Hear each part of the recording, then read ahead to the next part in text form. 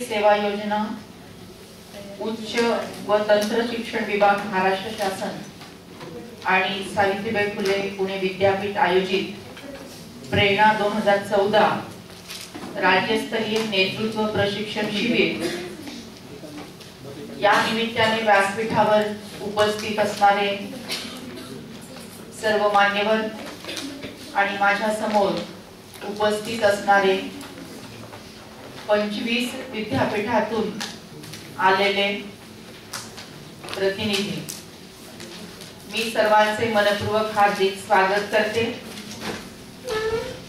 आपण सगळेजण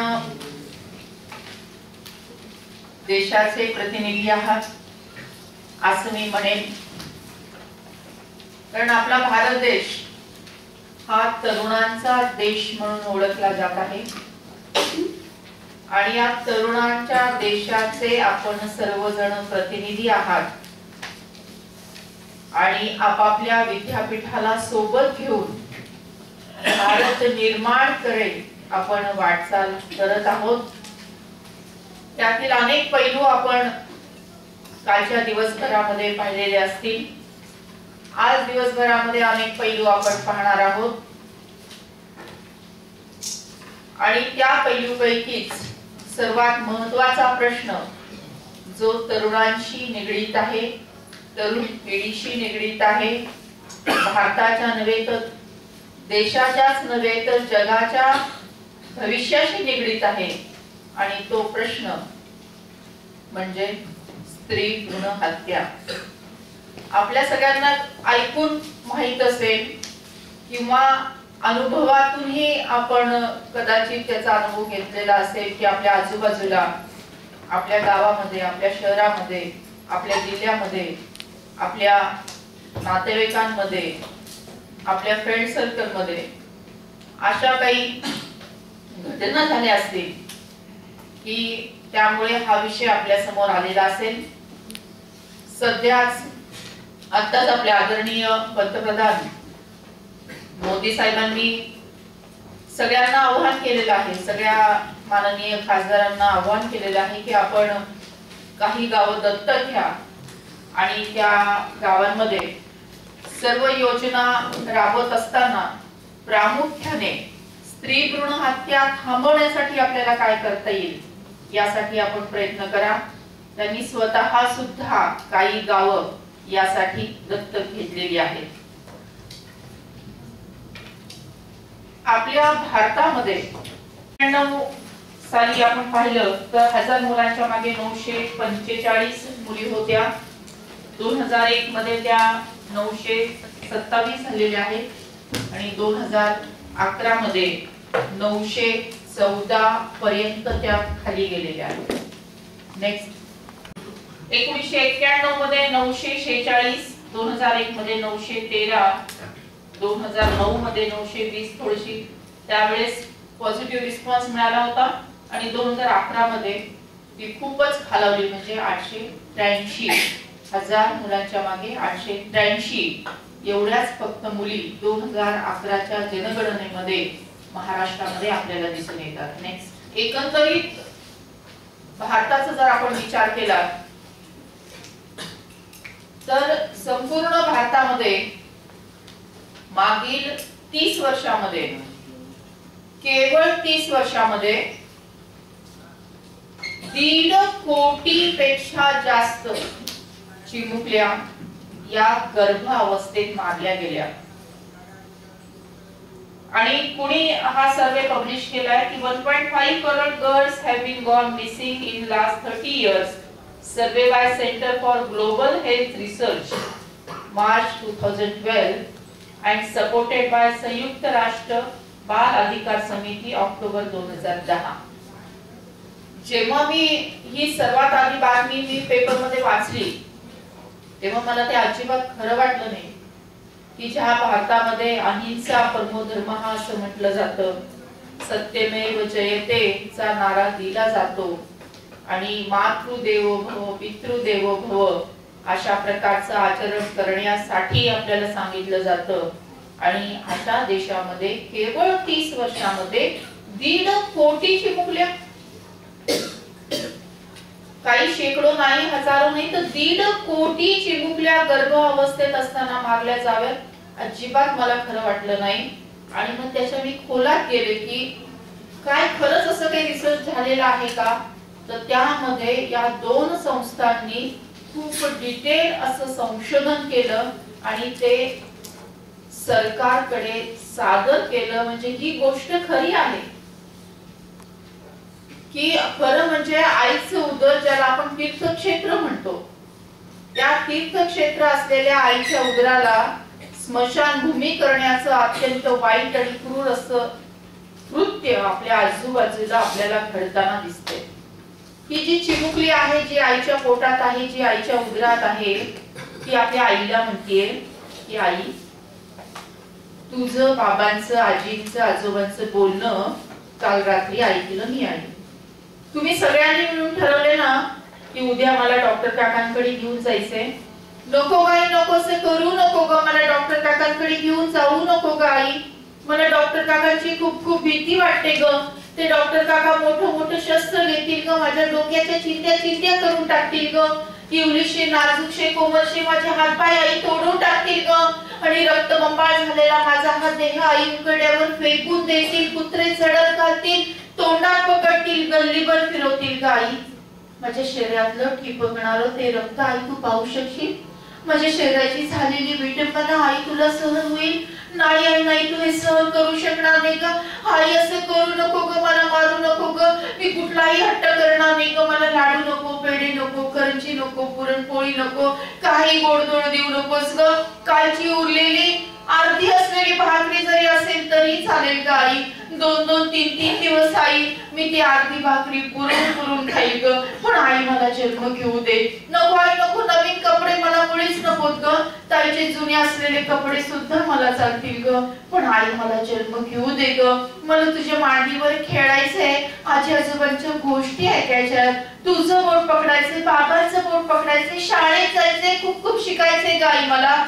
आई तुला असं वाटत नाही का ग की सावित्रीबाई फुलेंचा अंश माझ्यामध्ये असेल. आई तुला असं वाटत नाही का ग की मातृशक्तीचा आविष्कार सांगणाऱ्या जिजा माता माझ्या रूपाने येतील. आई तुला असं वाटत नाही का ग की झाशीच्या राणीची क्रांती करण्याची उमेद माझ्यामध्ये असेल. आई मला हे सगळं करायचंय ग, पण कधी तू मला जन्म दिला तरच ना. वेळ नाही गेली अजून हाक देते मी तुला. वेळ नाही गेली अजून हाक देते मी तुला. खुडू नको कळी आई, खुडू नको कळी आई. देश घडवायचा आहे मला, देश घडवायचा आहे मला. अशी आर्त अशी हाक ही चिमुकली आपल्याला देत आहे.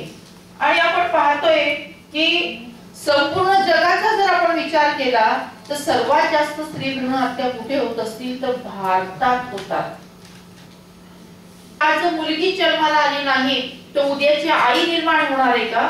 उद्याची आई निर्माण झाली नाही तर मुलाचा किंवा मुलीचा जन्म होणार आहे का. मुलाचा किंवा मुलीचा जन्म झाला नाही तर मानव वंश पुढे जाणार आहे का.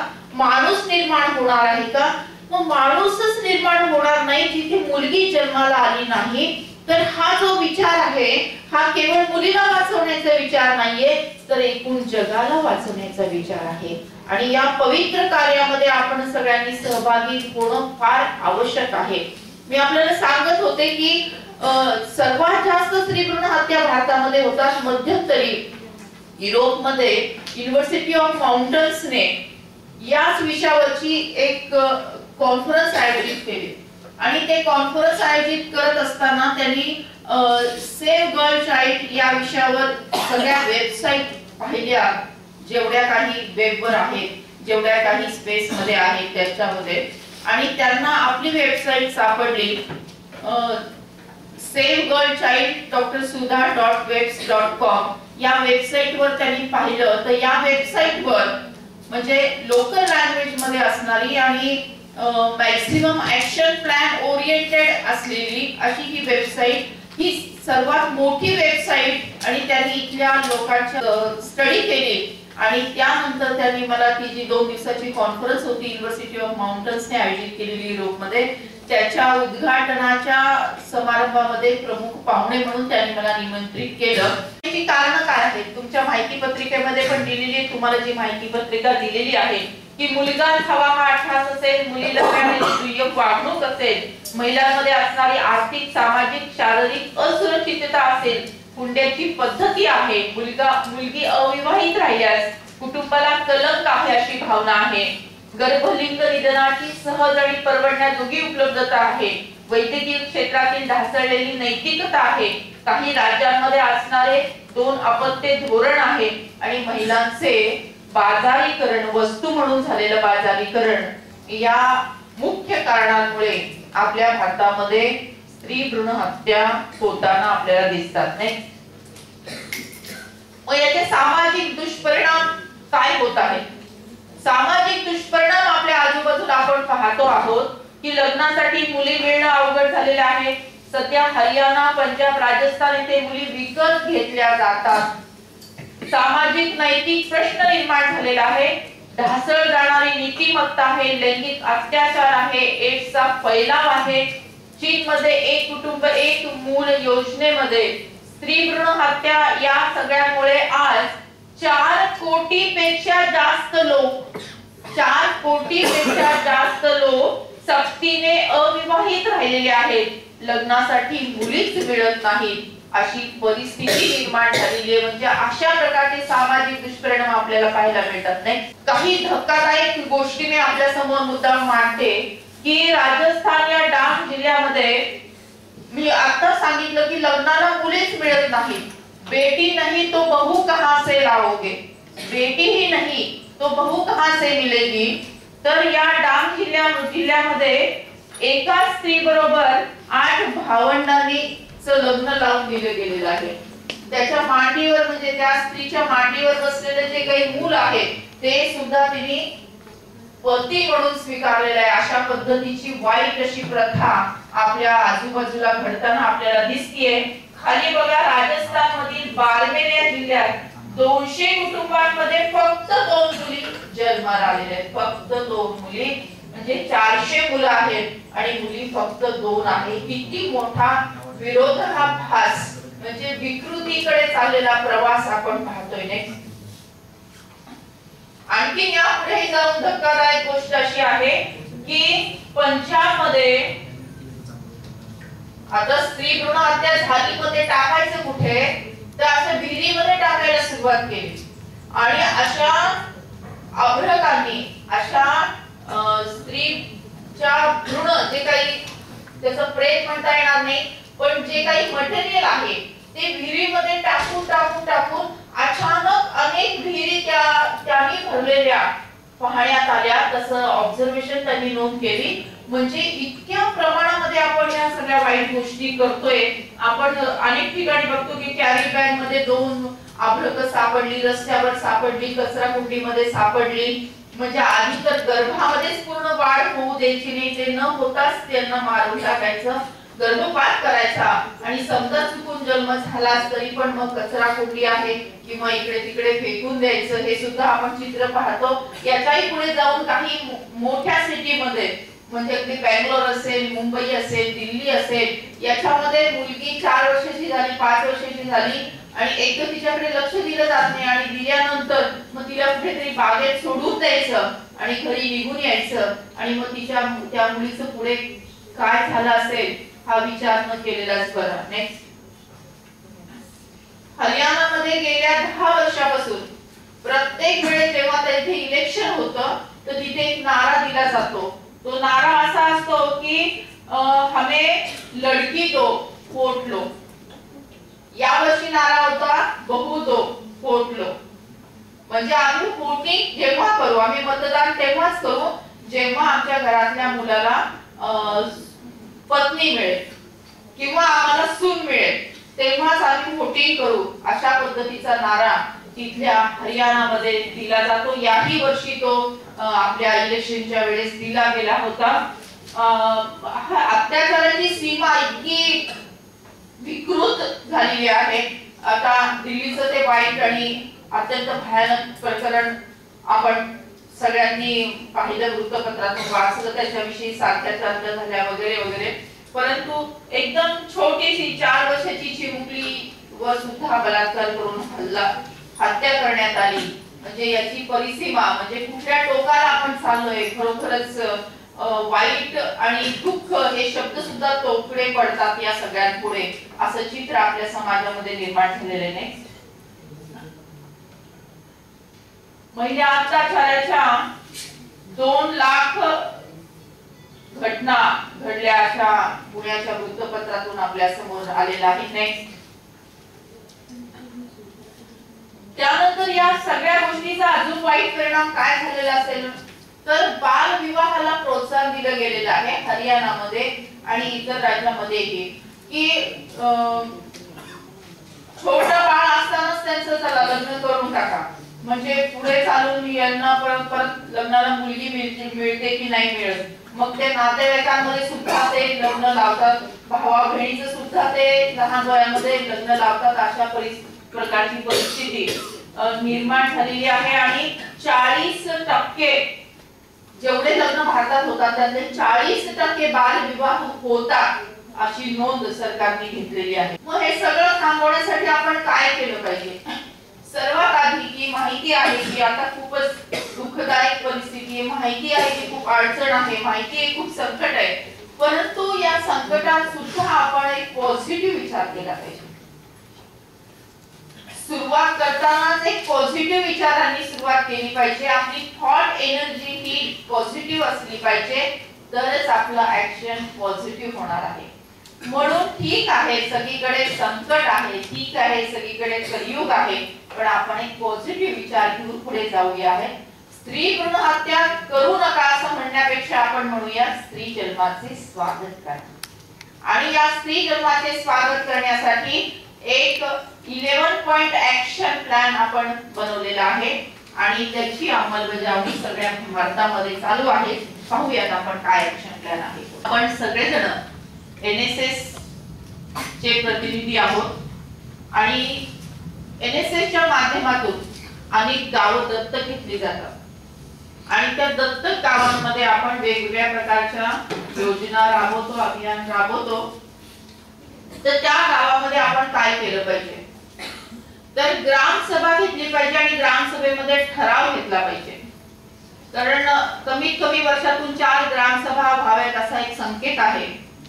आता 26 जानेवारी जवळ आलेली आहे आणि 26 जानेवारीच्या आसपास ही ग्रामसभा घेतली जाते. आपण इथून जेव्हा जाल आपापल्या गावी आपल्या आपल्या कॉलेजमध्ये, तेव्हा आपल्या सगळ्या सवंगड्यांना सांगा की आपली जी गावं दत्तक घेतलेली आहे तिथे आपल्याला ग्रामसभा घ्यायची आहे आणि ग्रामसभेमध्ये हा विषय सगळ्या गावकऱ्यांना समजून सांगायचा आहे आणि एक रिझोल्यूशन पास करून घ्यायचा आहे, ठराव घ्यायचा आहे.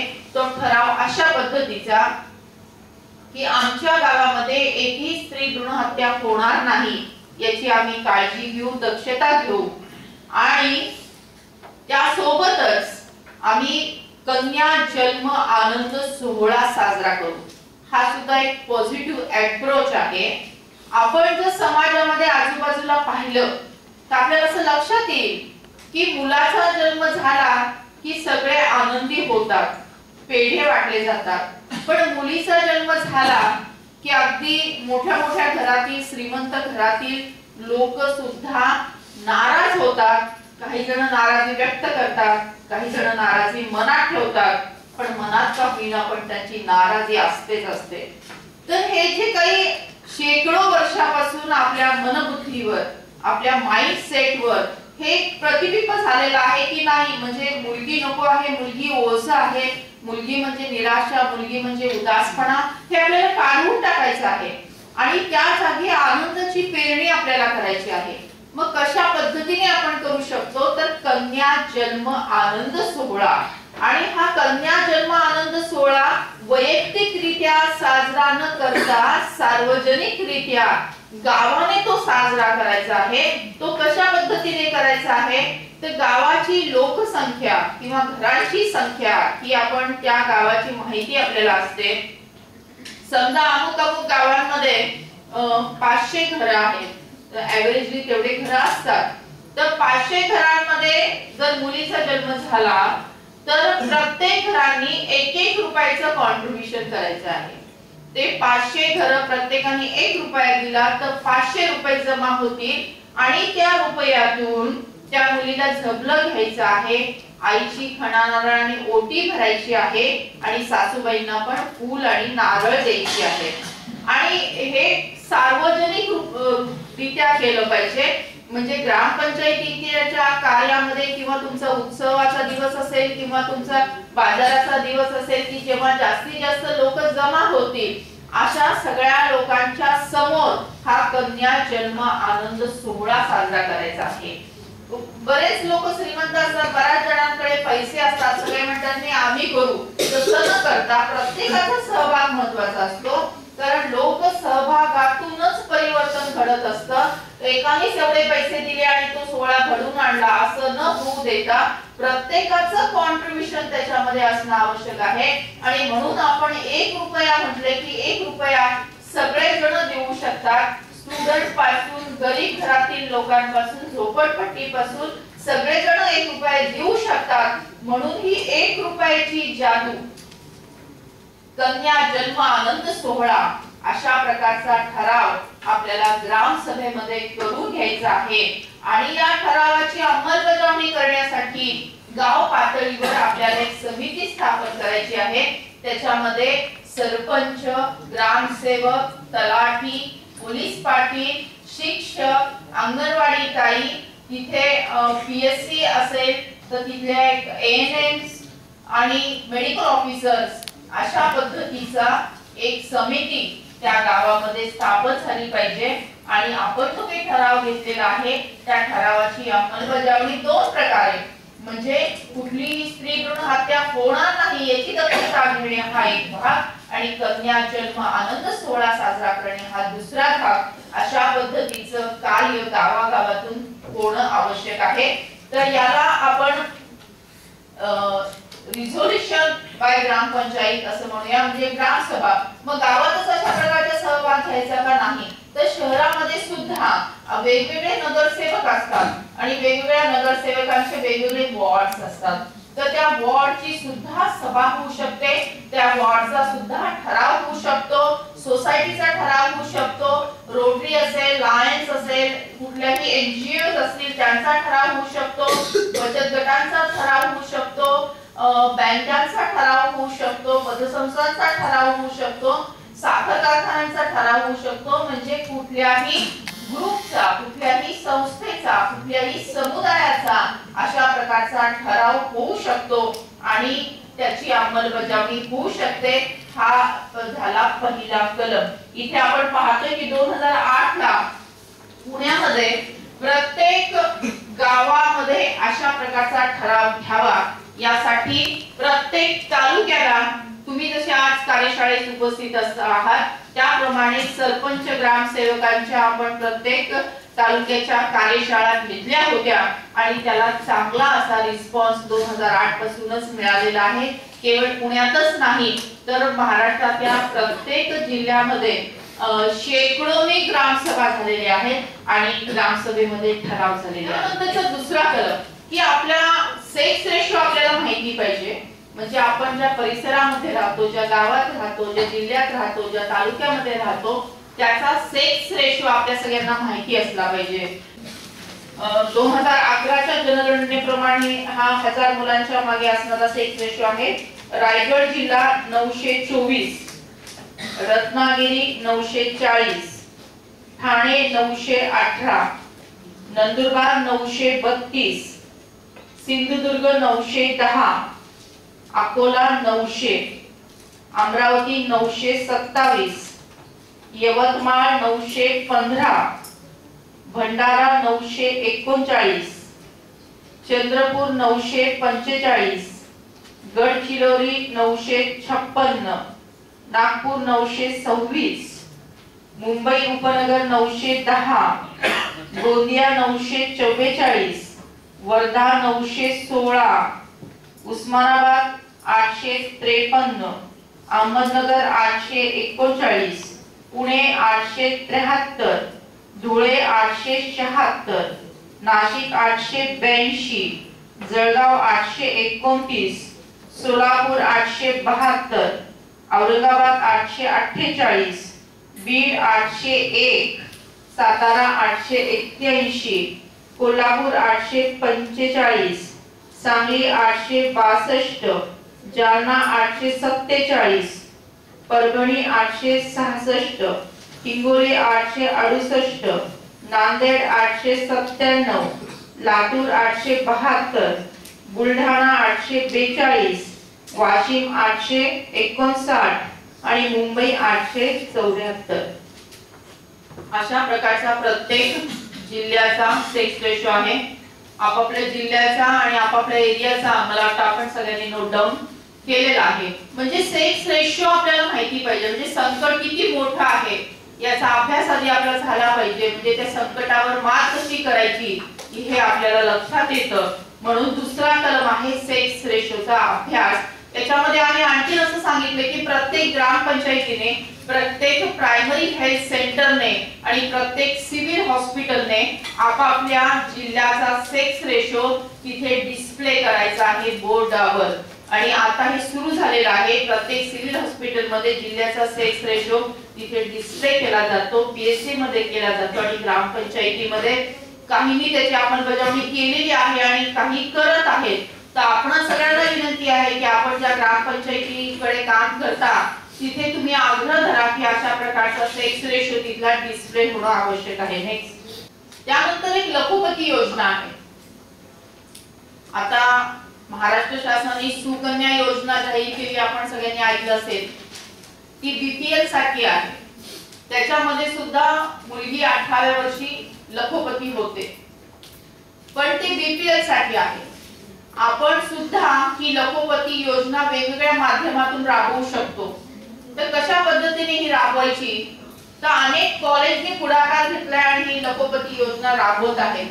आपल्या पुण्यातलं जर उदाहरण द्यायचं असेल तर बीजीएस कॉलेज जे आहे पुण्यातलं, त्यांनी हा लखोपतीचा ठराव घेतला आणि त्याची अगदी प्रभावीरित्या अंमलबजावणी आता सध्या चालू आहे. तर कशा पद्धतीने हे करायचं की तर लोकसहभागातून, म्हणजे कॉलेजच्या विद्यार्थ्यांच्या सहकार्याने एकूण 15,000 रुपये जमा करायचे आहेत. आणि 15,000 रुपये जेव्हा 20 वर्ष फिक्स डिपॉझिट होतात तेव्हा 20 वर्षानंतर ते 1 लाख आणि काही रुपये होतात. तर समजा कॉलेजमध्ये, एका कॉलेजमध्ये साधारणतः 5,000 7,000 असे विद्यार्थी असतात. मला वाटतं किती असतात कॉलेजमध्ये विद्यार्थी, समजा ऍव्हरेज आपण 5,000 पकडूया.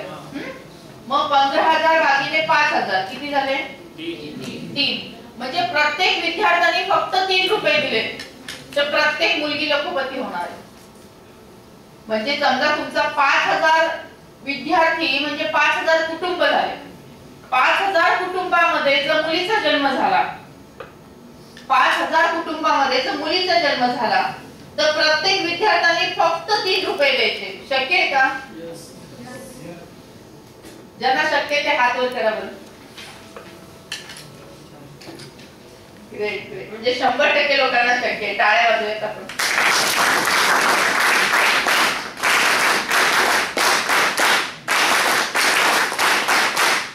म्हणजे की प्रत्येक विद्यार्थ्यांचा सहभाग केवळ 3 रुपयांनी आला तरी पण प्रत्येक मुलगी लखोपती होते. ही किती मोठी आनंदाची गोष्ट आहे. सोपा आहे ना करणं ठराव हा. मग जेव्हा तुम्ही तुमच्या स्वतःच्या कॉलेजमध्ये जाल तेव्हा ही माहिती सगळ्यांना समजावून सांगा. साधं सोपं आहे. आपण कॉलेजमध्ये लखोपतीच्या ठरावाविषयी बोलतो आणि शाळांमधून 1 रुपी मॅजिक म्हणजे 1 रुपयाची जादू योजना, म्हणजे ही लखोपती योजना कॉलेज राबवू शकतं, गाव सुद्धा राबवू शकतं. आणि शाळांमधून 1 रुपयाची जादू योजना मुद्दाम राबवली जाते की लहान मुलांना, म्हणजे स्त्री भ्रूण हत्या हा शब्द समजत नाही पण मुलीच्या जन्माचं स्वागत केलं पाहिजे हे त्यांना चांगलं समजतं. तर ही भावना त्यांच्या मनामध्ये रुजावी म्हणून 1 रुपयाची जादू योजना ही शाळातून राबवली जाते. अवघ्या गावाला लागलाय मुलीचा लळा, म्हणजे गावामध्ये ही 1 रुपयाची जादू योजना 2007 ला सुरू झालेली आहे आणि ती आजपर्यंत त्याची चांगली अंमलबजावणी होताना आपल्याला दिसते. नेक्स्ट, त्यानंतर आणखीन एक आहे की तुम्ही कदाचित अनुभव घेतला असेल की ज्या कुटुंबामध्ये फक्त मुली असतात अशा कुटुंबाला डोहाळ जेवणाला बोलवलं जात नाही, त्यांना टाळलं जातं। आणि एक गैरसमजूत, एक अंधश्रद्धा अशी आहे की त्यांना आपण बोलवलं, ते आले आणि त्यांची सावली आपल्या सुनबाईंवर पडली तर सुनबाईंना सुद्धा मुलगीच होईल की काय अशी भीती त्यांच्या मनामध्ये एक निर्माण झालेली आहे।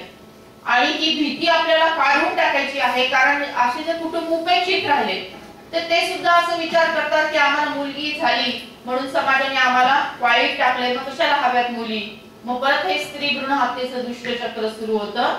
तर हे दुष्टचक्र भेदण्यासाठी आपल्याला फक्त मुली असलेल्या परिवारांचा सन्मान करायचा आहे। मग जेव्हा तुम्ही ग्रामसभा घ्याल त्या ग्रामसभेमध्ये त्या गावामध्ये ज्यांना फक्त मुली आहेत त्यांचा फूल देऊन जरी सन्मान केला, सगळ्यांसमोर सन्मान केला तर त्यांना सुद्धा त्याविषयीचा आनंद वाटणार आहे। आजच्या या आपल्या कार्यशाळेमध्ये असे किती मुली आहेत की त्यांना फक्त मुली बहिणी आहेत, ज्यांना फक्त बहिणी आहेत आणि भाऊ नाही, म्हणजे मुली म्हटलं मुलांना म्हणजे मुलगा झालाच ना, अशा फक्त मुली की त्यांना फक्त बहिणी आहेत। 1 2 3 4 5 आपण टाळ्याने त्यांचं स्वागत करूया।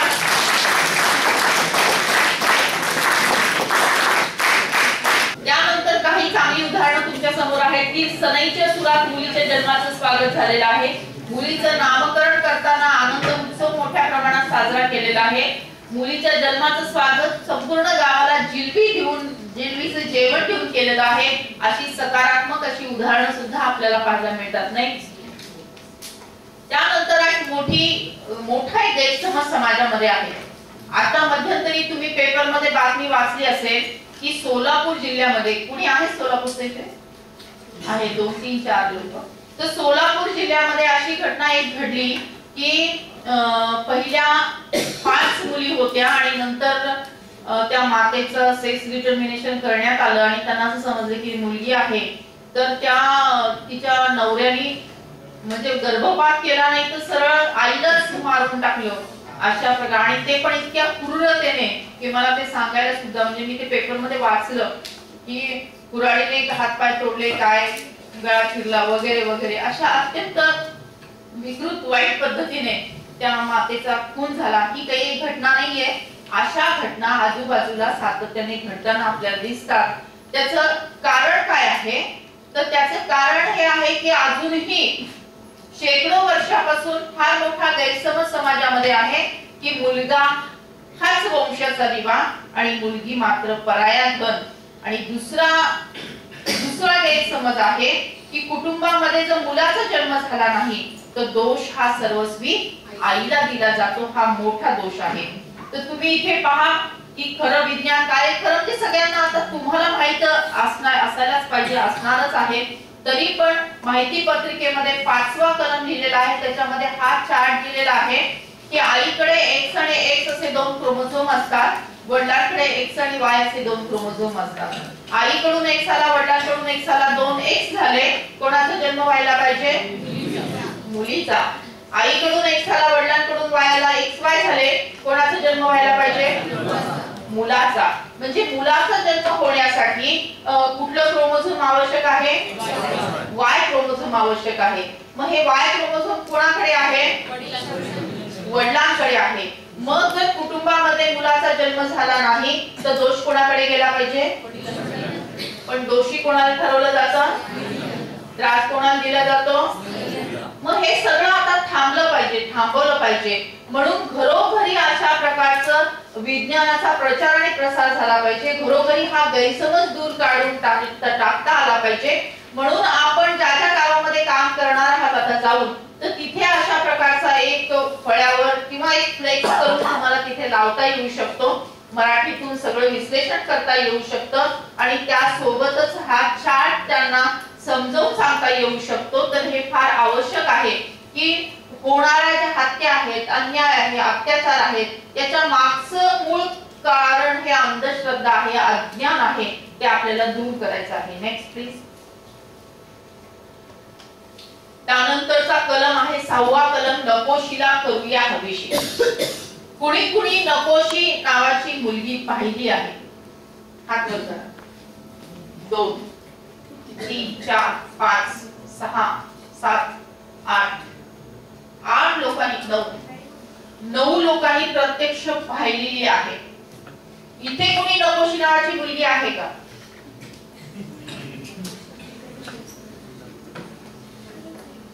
नाही. आता जिथे जिथे मी जाते ना तिथे तिथे हा प्रश्न विचारते, तर प्रत्येक सभेमध्ये एकतरी नकोशी नावाची मुलगी आढळलेली आहे.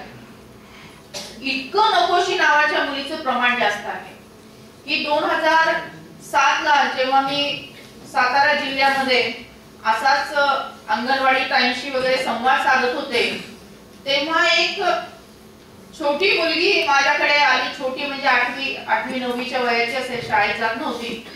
पण ती अचानक आली आणि रडायला लागली. मला समजलं नाही की काय झालं.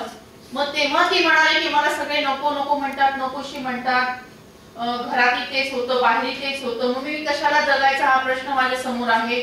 तर म्हणून मला असं वाटतं की आता जगूच नाही. मला तो क्षण इतका वाईट गेला माझा, इतकं ते माझ्या काळजाला भिडलं की मी त्यांच्या घरी गेले, आजी आजोबांशी आई वडिलांशी याविषयी बोलले. तर तेव्हा त्यांनी मला सांगितलं की आम्हाला पहिल्या 2 मुली आहेत आणि तिचंच नाव नकोशी नाहीये, तर तिच्या मोठ्या बहिणीचं नावही आम्ही नकोशी ठेवलेलं आहे. आम्हाला मुलगी नको आहे आणि याच्यानंतर मुलगाच पाहिजे आहे, म्हणून आम्ही नको नको म्हणून नकोशी ठेवलं. आणि तरी पण ही झाली, म्हणून मग हिचं नाव परत नकोशी नकुसा असं ठेवलेलं आहे. मग मी त्यांना म्हटलं की तुम्ही पहिल्या वेळेस नको नको म्हणून नाव ठेवलं नकोशी, पण दुसऱ्या वेळेस परत मुलगी झाली ना, म्हणजे हे चुकीचा तुमचा गैरसमज आहे आणि असं करून मुलीचं जीवन पूर्णतः तुम्ही उद्ध्वस्त करून टाकत आहात.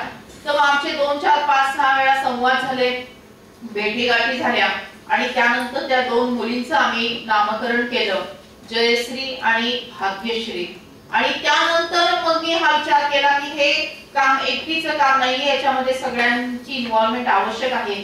म्हणून आरोग्य विभाग आणि महिला बाल कल्याण विभाग जो आहे महाराष्ट्र शासनाचा, तर त्यांच्याशी बोलणं झालं आणि त्यानंतर सुरुवातीला सातारा जिल्हा घेतला, त्याने सर्वे केला, तर 275-78 नकोशी नावाच्या मुली सापडल्या. मग त्या सगळ्यांचं एकत्रितरित्या नामकरण केलं. सगळ्यांना जे आवडेल ते नाव त्यांना दिलं, त्याप्रमाणे सर्टिफिकेट झालं, त्याच्यामध्ये गॅझेट मध्ये आलं, त्यांचं नाव बदललं. आणि ही झाली 2007 ची घटना. त्याच्यानंतर हळूहळू सगळ्या महाराष्ट्रामध्ये अनेक मुली ज्या नकोशी आहेत त्यांनी माझ्याशी संपर्क साधला. मग त्यांच्या गावी जाऊन अशा अनेक नकोशी नावाच्या मुलींचं नामकरण करून आज जवळपास 1000च्या जवळपास नकोशी नावाच्या मुलींचं नामकरण आपण करू शकलो. तर तुम्ही ज्या काही पाहिलेल्या आहेत मुली किंवा ऐकलेल्या आहेत, तर त्यांनी कुठल्या पद्धतीने काम केलं पाहिजे, तर सर्वात पहिली स्टेप म्हणजे तुम्ही त्यांच्या आई वडिलांशी बोललं पाहिजे. घरी आजी आजोबा जे कोणी असतील त्यांच्याशी बोललं पाहिजे, त्यांच्याशी संवाद साधला पाहिजे. आणि त्यानंतर एखाद्या सार्वजनिक कार्यक्रमामध्ये जस्ट नुसता औक्षण करून आपण त्या मुलीचं नामकरण, त्या मुलीला जे आवडेल ते नाव आपण देऊ शकतो. आणि तिसरी स्टेप म्हणजे गॅझेट मध्ये तिचं नाव बदलण्यासाठी महापालिकेच्या कार्यालयामध्ये, पालिकेच्या कार्यालयामध्ये नामकरणाचा एक फॉर्म मिळतो, तो फॉर्म भरून देणे आणि त्यानंतर मग 1 महिन्यामध्ये 1.5 महिन्यामध्ये ते नाव बदललं जातं. त्याचा पाठपुरावा करावा लागतो आणि मग नंतर शाळेमध्ये आणि बाकी ठिकाणी ते नाव बदललं जातं. पुणे जिल्ह्यातलीच गोष्ट आहे, घोडेगाव गावातील, पुणे जिल्ह्यातील घोडेगाव गावामध्ये तिथे एक मुलगी आहे, म्हणजे त्या मुलीचं नाव होतं फसीबाई. की पहिला मुलगा होता आणि दुसऱ्या वेळेस सुद्धा त्यांच्या आई वडिलांना मुलगाच हवा होता, पण झाली मुलगी, म्हणून हिने मला फसवलं अशी त्या मागची भावना, म्हणून तिचं नाव ठेवलं फसीबाई. तिला संजना नाव आवडत होतं, तर ते संजना नाव तिला दिलेलं आहे. मुख्य म्हणजे त्या मुलीचाच फोन आला मला. आता ती 10वी मध्ये जाणार होती, 9वी पूर्ण झाली होती तिची, तर ती म्हणाली की माझं 10वी मध्ये मला सर्टिफिकेट नकोशी फसीबाई नावाने मिळेल आणि आयुष्यभर मला ते सर्टिफिकेट जपून ठेवावं लागेल आणि नाव त्याच्यावर फसीबाई. ते मला अजिबात आवडत नाही, मला म्हणजे त्रास होतो याचा.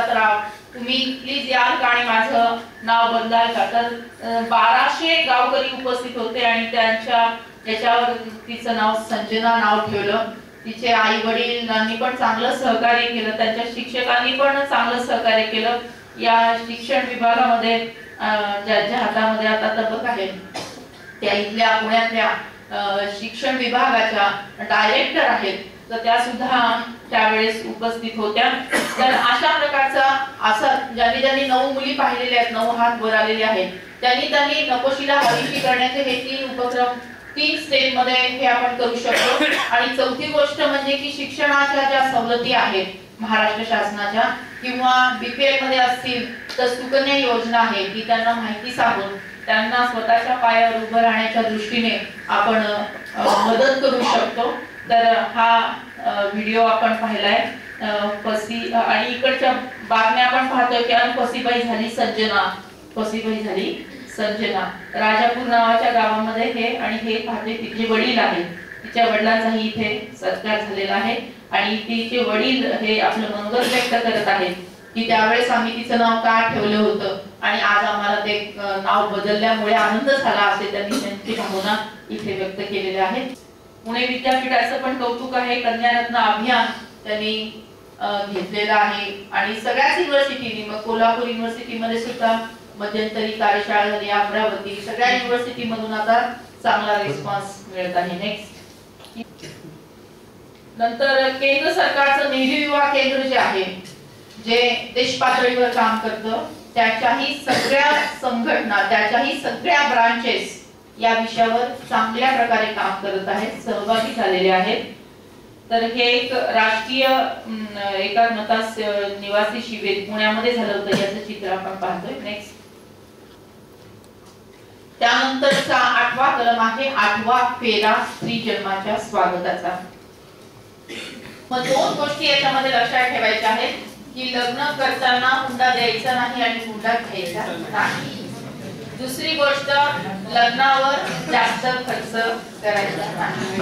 तिसरी गोष्ट लग्न करत असताना 7 फेऱ्यासोबत एक 8वा फेरा घ्यायचा आहे स्त्री जन्माच्या स्वागताचा. 2005 साली ही कल्पना मी इंट्रोड्यूस केली, महाराष्ट्रामध्ये सुरू झाली, नंतर आता ही देशभर पसरलेली आहे. म्हणजे एवढी ती आता लोकप्रिय झालेली आहे देशामध्ये की राजस्थानच्या हेल्थ मिनिस्ट्रीने याविषयीचा जीआरच काढलेला आहे की राजस्थानमध्ये जेवढी लग्न होतील ती सगळी लग्न 8वा फेरा घेऊन व्हावेत, अशा पद्धतीचं जीआरच राजस्थान हेल्थ मिनिस्ट्रीने काढलेला आहे. तर 7 फेरे आपण लग्न समारंभामध्ये घेतो. ते काय असतात 7 फेरे? तर पती आणि पत्नीने एकमेकांना दिलेली ती सहजीवनाची वचनं असतात. त्यासोबत अजून एक वचन आपल्याला जोडायचं आहे की आपल्या कुटुंबामध्ये मुलीच्या जन्माचं आपण स्वागत करतो आणि त्याचा मंत्र आपण असा बनवलाय की लेका एवढीच लेकही भारी, लेका एवढीच लेकही भारी, हाच संदेश घरोघरी, 8वा फेरा घेऊया, स्त्री जन्माचे स्वागत करूया. हिंदीमध्ये एक समान बेटी बेटा, एक समान बेटी बेटा, बेटी बचाव का 8वा फेरा, अशा प्रकारचा हिंदी मधला मंत्र आहे. हा मराठीतला मंत्र मी आपल्याला सांगितला. तर हा मंत्र लग्न पत्रिकेमध्ये छापायचा आहे, त्याचा बॅनर करून आपल्याला मंडपामध्ये लावायचा आहे आणि 7 फेऱ्यानंतर 8वा फेरा घेत असताना मनोमन हा मंत्र आपल्याला जपायचा आहे. याची माहिती आपल्या सगळ्या नातेवाईकांना द्यायची आहे, लग्नाला उपस्थित असणाऱ्या सर्व वराडी मंडळींना द्यायची आहे आणि सोबतच पुरोहित ब्राह्मण जे लग्न लावतात त्यांनाही ती द्यायची आहे. तर अशा प्रकारचे आज देशभरामध्ये 8750 एवढ्या जोडप्यांनी 8वा फेरा स्त्री जन्माच्या स्वागताचा घेतलेला आहे आणि देशभरातून याला अत्यंत प्रचंड आणि चांगला असा रिस्पॉन्स मिळतो. हे आपण चित्र पाहतोय. मुख्य म्हणजे याच्यामध्ये सर्वात अग्रेसर महाराष्ट्रामध्ये म्हणजे सोलापूर जिल्हा आहे. सोलापूर मध्ये जो लोकमंगल प्रतिष्ठान आहे, त्या लोकमंगल प्रतिष्ठान मध्ये जे सामुदायिक विवाह सोहळे होतात त्याच्यामध्ये मुख्यतः हा 8वा फेरा हा 2005 पासून सुरू झालेला आहे आणि त्याची संख्या जर म्हणजे देशभरामध्ये 8750 झाले असतील तर त्यातले 2000 केवळ सोलापूरमध्ये झालेले आहेत. एवढं चांगलं सोलापूरनी अग्रेसर गेलेले. पुढे जाऊया. हे पाहतोय आपण चित्र. नेक्स्ट. त्यानंतर 9वा कलम एसी ट्रॅकिंग म्हणजे गावामध्ये जेवढ्या गरोदर माता आहेत त्या गरोदर मातांचं नाव नोंदणी झाली पाहिजे, त्यांचं लसीकरण झालं पाहिजे, त्यांना सगळ्या सुविधा मिळाल्या पाहिजेत. आणि त्यासोबतच आपण इथे खाली पाहतो एक व्हिडिओ रन होतो आहे तो सामुदायिक डोहाळ जेवणाचा कार्यक्रम. सामुदायिक डोहाळ जेवणाचा कार्यक्रम हा कन्सेप्ट आपण राबवू शकतो. त्यासोबतच त्यांना स्त्री जन्माचे स्वागत, गर्भसंस्कार आणि कुपोषण मुक्त भारत या सगळ्यांविषयीची माहिती सांगून त्याच्यामध्ये सगळ्या सासूबाई, सगळ्या माताजी, सगळे सिनियर मंडळी उपस्थित असल्यामुळे त्याचा चांगला परिणाम झालेला आपल्याला दिसून येतो. नेक्स्ट. त्यानंतर जननी शिशु सुरक्षा योजना जी महाराष्ट्र शासनाची चालू आहे याची माहिती आपण देऊ शकतो. त्याच्यामध्ये मोफत वाहन व्यवस्था आहे, मोफत सगळ्या गोष्टी म्हणजे मेडिसिन मोफत आहे. तुम्हाला 42 दिवसापर्यंत सर्व औषध, उपचार, शस्त्रक्रिया, ब्लड जे जे काही आहेत ते सगळं मोफत आहे. या योजनेच्या माध्यमातून ही माहिती गाव पातळीपर्यंत गेली पाहिजे. नेक्स्ट. त्यानंतर सोनोग्राफी मशीन शाप की वरदान. खरं म्हणजे सोनोग्राफी मशीन कशासाठी निर्माण झालं, जर काही जन्मजात विकृती, कमतरता जर असेल तर ती पटकन समजावी, त्याचे पटकन निदान व्हावे, उपचार व्हावे म्हणून ही सोनोग्राफी यंत्रणा सुरू झाली. पण त्याचा दुरुपयोग व्हायला लागला. मुलगा किंवा मुलगी तपासणी व्हायला लागली आणि मुलगी असेल तर गर्भातच मारून टाकण्याचं महापाप व्हायला लागलं. तर हे थांबवण्यासाठी PCPNDT नावाचा कायदा आहे, त्या कायद्याचं जागरण झालं पाहिजे. आणि आता सरकारी यंत्रणेच्या माध्यमातून त्याला चांगला प्रतिसाद मिळत आहे. अनेक प्रकारची वाईट वागणारी सोनोग्राफी केंद्र आता बंद व्हायला लागलेली आहेत. त्यांच्याही नियमावली अधिक कडक झाल्यामुळे त्याची चांगली अंमलबजावणी होताना आपल्याला दिसते. नेक्स्ट. त्यासोबतच आपली जबाबदारी, समाजाची जबाबदारी म्हणून 2 गोष्टी लक्षात ठेवायच्या आहेत. असं जर आपल्याला कुठे आढळलं की कुठल्या सोनोग्राफी केंद्रामध्ये अशा काही गोष्टी होतात किंवा काही केंद्रामध्ये इल्लीगल गर्भपात होतात असं जर आपल्याला लक्षात आलं तर आपण 2 माध्यमातून संवाद साधू शकतो. एक तर हेल्पलाईन नंबर आहे जो माहिती पत्रिकेत लिहिलेला आहे 1800233445 हा तो हेल्पलाईन नंबर आहे. आणि वेबसाईट आहे www.amchimulgi.gov.in. या 2 ठिकाणी आपण ती तक्रार नोंदवू शकतो.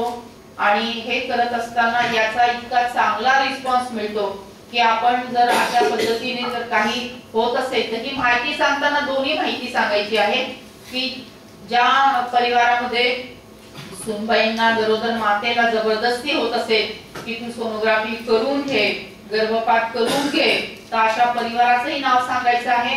आणि ज्या केंद्रामध्ये अशा गोष्टी होतात ते सोनोग्राफी केंद्र असेल, गर्भपात केंद्र असेल, दवाखाना असेल यांचीही नावं याच्यावर आपण सांगू शकतो, कळवू शकतो. याचाही दर महिन्याला चांगल्या प्रकारे रिव्ह्यू घेतला जातो आणि उपाययोजना केल्या जातात. जन्म आनंद सोहळा साजरा केला जातो त्याच्यासाठी विशेष तरतूद करण्यात आलेली आहे. तर ज्या ज्या गावामध्ये तुम्ही काम करणार आहात तिथे तंटामुक्त गाव झालं असेल, त्याचं अनुदान आलं असेल तर तुम्ही हे लक्षात ठेवा, ही दक्षता घ्या की मुलीला जन्म देणाऱ्या मातांसाठी प्रत्येकी 500 रुपयाची भेट ही पुरस्कारातून द्यायला हवी अशी तरतूद केलेली आहे. त्या तरतुदीची अंमलबजावणी झाली पाहिजे. आम्हीच याविषयीचा हट्ट धरला होता की तंटामुक्त गाव कधी होणार आहे, जेव्हा मुलांची मुलीची संख्या व्यवस्थित असेल तेव्हाच गाव तंटामुक्त होऊ शकतं. म्हणून जेव्हा तंटामुक्त गावाला तुम्ही पारितोषिक द्याल तेव्हा त्यातली रक्कम ही मुलीच्या जन्माच्या स्वागतासाठी ठेवावी आणि ते मान्य झालेलं आहे आणि तशी तरतूद केलेली आहे. नेक्स्ट. त्यानंतर सर्वात शेवटचा कलम आहे सामूहिक शपथ. त्यानंतर इम्पॅक्ट. आता इम्पॅक्ट हळूहळू बदलायला लागले, चित्र हळूहळू बदलायला लागले, सगळीकडे सकारात्मक रिस्पॉन्स आपल्याला दिसू लागलेला आहे. नेक्स्ट, तर कळ्या उमलण्याचे प्रमाण थोडेसे वाढले, आता थोडेसे प्रत्येक जिल्ह्यामध्ये वाढायला लागलेले आहे. नेक्स्ट, मग आपण पाहतोय की हे एप्रिल 2013 ची आकडेवारी आहे की राज्यात लेकींचे कदम बढ़ाए जा, आणि आता 2014 मध्ये सुद्धा 2013 पेक्षा जास्त कदम अजून पुढे पुढे गेलेले आहेत आणि सकारात्मक सुधारणा होताना आपल्याला दिसते. नेक्स्ट, मग ज्या गावांमध्ये मुलींची संख्या ही नॉर्मल झालेली आहे त्या गावांना गोडुली गाव सन्मान पुरस्कार आम्ही दिला. तर महाराष्ट्रामध्ये 96 गावं अशी निघाली की ज्या गावांमध्ये मुलांपेक्षा मुलींची संख्या अधिक झालेली आहे. जवळपास म्हणजे तिथे आनंदाचं वातावरण निर्माण झालेलं आहे. तर अशा गावांना गोडुली गाव सन्मान पुरस्कार आम्ही 96 गावांना दिलेला आहे. धन्यवाद. आम्ही लेकी सावित्रीच्या भारत मातेची शान राखू, मातृदूत बनून आम्ही स्त्री जन्माचे स्वागत करू, स्त्री जन्माचे स्वागत करू. सर्वांचा उजवा हात पुढे आहे. सर्वांनी डोळे अलगदपणे बंद केलेले आहे आणि बंद डोळ्यांसमोर भारत मातेचं चित्र आपण आणलेलं आहे आणि माझ्या पाठीमागे कृपया उंच आवाजामध्ये आपल्याला ही शपथ घ्यायची आहे.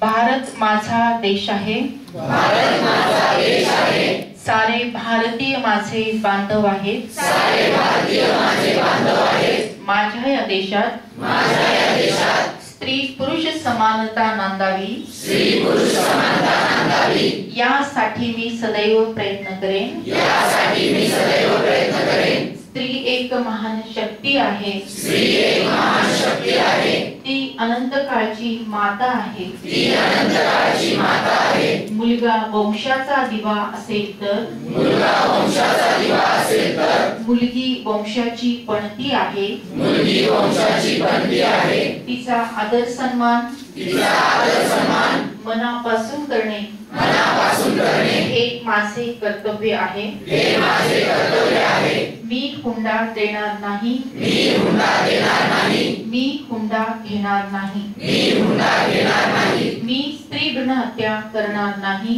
मी स्त्री भ्रूण हत्या करणार नाही, करू देणार नाही, करू देणार नाही. मी स्त्री जन्माचे स्वागत करेन, मी स्त्री जन्माचे स्वागत करेन, त्याविषयी जनजागृती करेन, त्याविषयी जनजागृती करेन. अशी शपथ सर्वांच्या साक्षीने, सर्वांच्या साक्षीने आम्ही घेत आहोत, आम्ही घेत आहोत. हात खाली घ्यायचा आणि भारत मातेचा जय जयकार हात उंच करून उंच आवाजात करायचा. भारत माता की जय, Vande Mataram.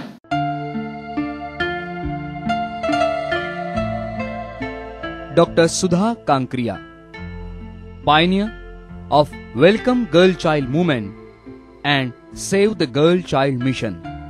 She is from Ahmednagar district in India. In India, female feticide issue has become fierce nowadays. But Dr. Sudha Kankriya is doing a great job to stop such horrible thing.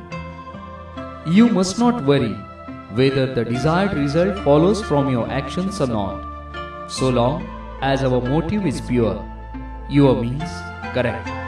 Following these great words by Mahatma Gandhi, Dr. Sudha started this activity and done miracles. Many programs are developed to promote the Welcome Girl Child Movement, just as Gram Sabha resolutions, fixed deposit scheme for newborn baby girl, 1 rupee magic scheme, facilitation of the parents of the newborn baby girl, mass pregnancy celebration, Common Oath program, and many others. Through this Common Oath campaign, more than 1.5 million people have taken mass oath to save the girl child till date.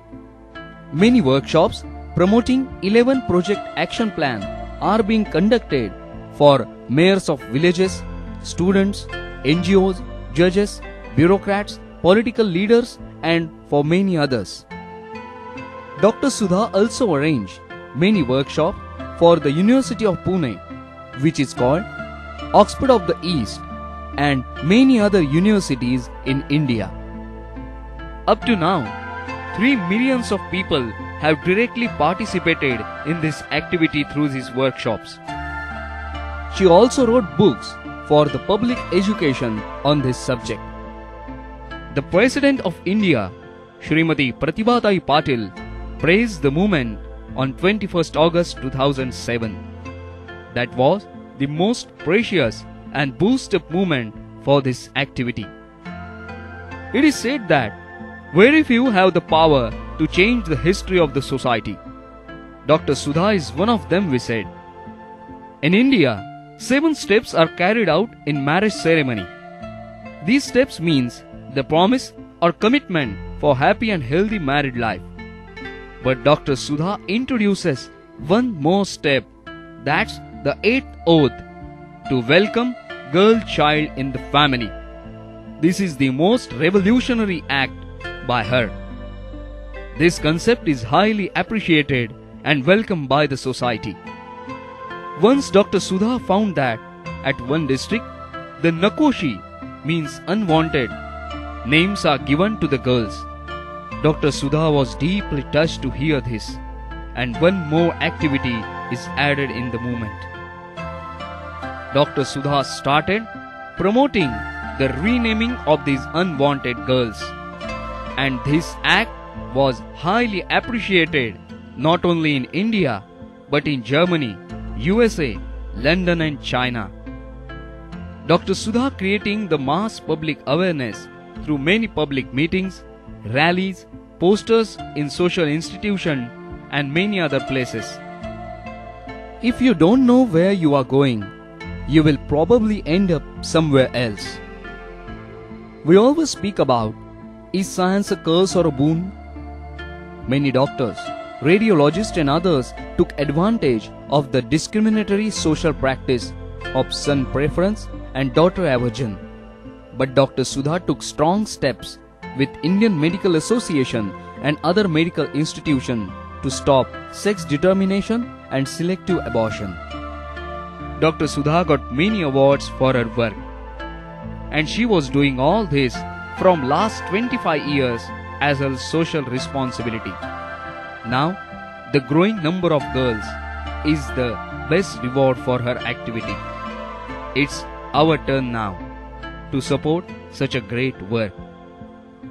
In the end, we say that the Lord will provide you, but you must give Him some help. Thank you.